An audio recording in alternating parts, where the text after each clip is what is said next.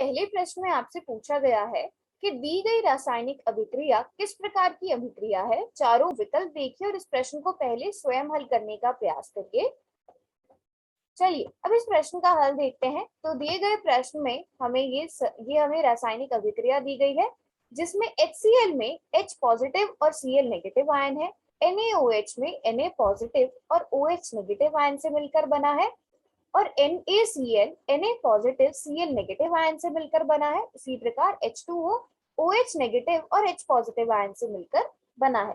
तो यहाँ पर हम देख सकते हैं HCl का H पॉजिटिव आयन NaOH के OH नेगेटिव आयन के साथ मिलकर H2O बना रहा है और इसी प्रकार HCl का Cl नेगेटिव आयन NaOH के Na पॉजिटिव आयन के साथ मिलकर NaCl बना रहा है। तो यहाँ पर हम देख सकते हैं दो नए यौगिक NaCl और H2O का निर्माण हो रहा है। तो हम जानते हैं कि द्विविस्थापन अभिक्रिया में दो अलग अलग परमाणुओं या आयनों का आदान प्रदान होता है।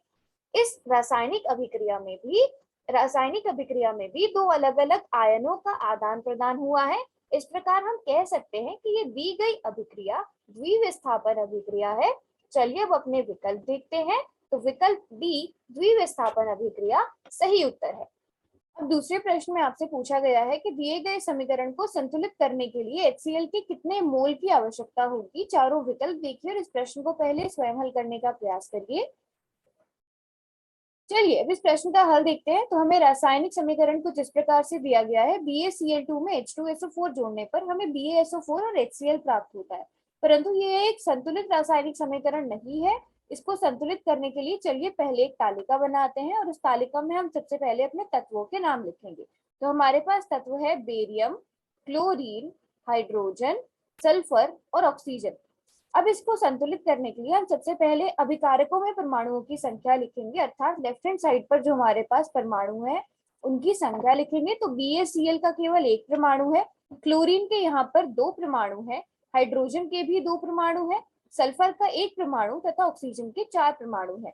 अब इसी प्रकार उत्पादों में परमाणुओं की संख्या लिखेंगे, अर्थात राइट हैंड साइड पर हमारे पास परमाणुओं की कितनी कितनी संख्या है वो देखेंगे।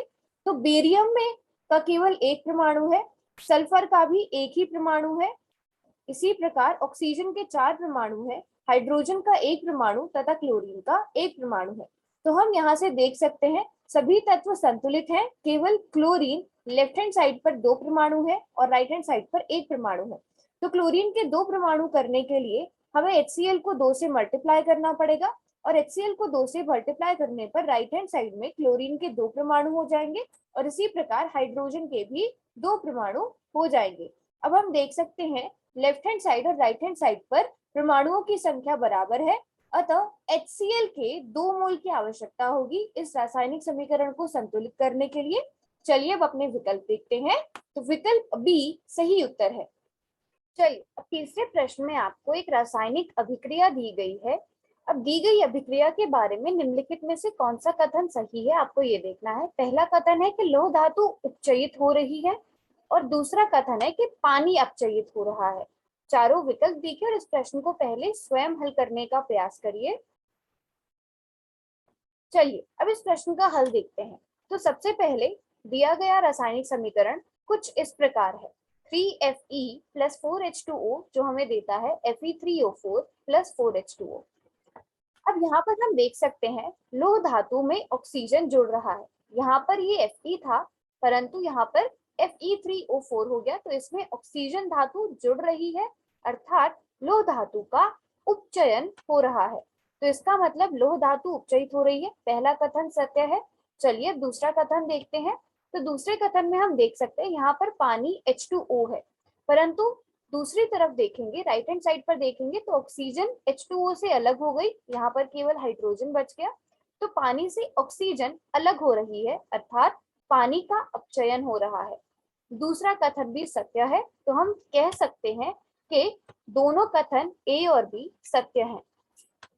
चौथे प्रश्न में आपसे पूछा गया है कि यहाँ पर दिखाए गए रासायनिक समीकरण किस प्रकार की अभिक्रिया है। चारों विकल्प देखिए और इस प्रश्न को पहले स्वयं हल करने का प्रयास करिए। चलिए अब इस प्रश्न का हल देखते हैं। तो रासायनिक अभिक्रिया हमें कुछ इस प्रकार दी गई है और यहाँ पर हम देख सकते हैं कि फेरस सल्फेट यहाँ पर फेरस ऑक्साइड सल्फर डाइऑक्साइड और सल्फर ट्राइऑक्साइड में वियोजित हो रहा है। और हम ये जानते हैं कि वियोजन अभिक्रिया में एकल पदार्थ दो या दो से अधिक पदार्थ देता है।